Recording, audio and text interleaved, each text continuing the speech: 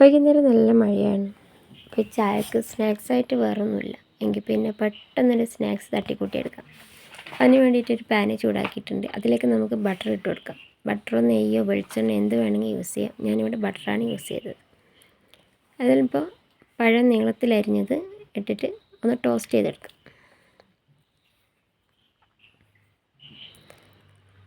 പഴം വല്ലാണ്ട് ഇങ്ങനെ വെന്ത് ഉടഞ്ഞ് പരിവാണ്ട, നമുക്കിങ്ങനെ ഒന്ന് വാടി വന്നാൽ മാത്രം മതി.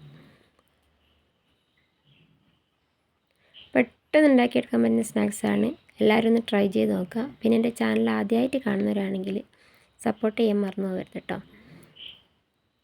അപ്പോൾ പഴമൊക്കെ ഒന്ന് ടോസ്റ്റ് ചെയ്തെടുത്തിട്ടുണ്ട്. ഇനിയിപ്പോൾ ഞാനിതിലേക്ക് 3 എഗ്ഗ് എടുത്തിട്ടുണ്ട്.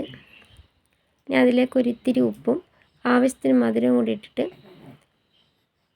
പഞ്ചസാര ഇട്ട് കൊടുക്കുക. മധുരത്തിന് ആവശ്യത്തിന് പഞ്ചസാര ഇട്ട് കൊടുത്തിട്ട് നന്നായിട്ടൊന്ന് ആ പഞ്ചസാരയും ഉപ്പും മുട്ടയൊക്കെ കൂടി നന്നായിട്ടൊന്ന് ബീറ്റ് ചെയ്തെടുക്കുക. അങ്ങനെ നന്നായി ബീറ്റ് ചെയ്തെടുത്തിട്ടുണ്ട്. ഒരു പാൻ വെച്ചിട്ട് അതിലേക്ക് ഒരു ഇത്തിരി ബട്ടർ ഒന്ന് ആക്കി കൊടുത്തിട്ട് നമുക്ക് ഓംലെറ്റ് ഉണ്ടാക്കിയെടുക്കാം. ഞാനിവിടെ ബട്ടർ യൂസ് ചെയ്തെന്നുള്ളൂ. നിങ്ങൾക്ക് വെളിച്ചെണ്ണ നെയ്യോ എന്ത് വേണമെങ്കിലും യൂസ് ചെയ്യാം. അങ്ങനെ ഓംലെറ്റ് ഇവിടെ റെഡി ആയിട്ടുണ്ട്. ഇനിയിപ്പം ബ്രെഡൊന്ന് മൊരിയിച്ചെടുക്കാം. അപ്പുറത്തെ സൈഡും 2 ഭാഗവും നന്നായിട്ടൊന്ന് മൊരിയിച്ചെടുക്കാം. ഇനിയിപ്പോൾ സെറ്റ് ചെയ്തെടുക്കാം. ആദ്യം ബ്രെഡ് എടുക്കുക, അതിൻ്റെ മേലേക്ക് ഒരു പീസ് ഓംലെറ്റ് വെക്കുക. പിന്നെ നമ്മൾ ആദ്യം വാട്ടി വെച്ചിരിക്കുന്ന നേന്ത്രപ്പഴം കൂടി വെച്ച് പിന്നെ ഒരു ബ്രെഡ് വെച്ചാൽ നമ്മുടെ സ്നാക്സ് ഇവിടെ റെഡിയായി.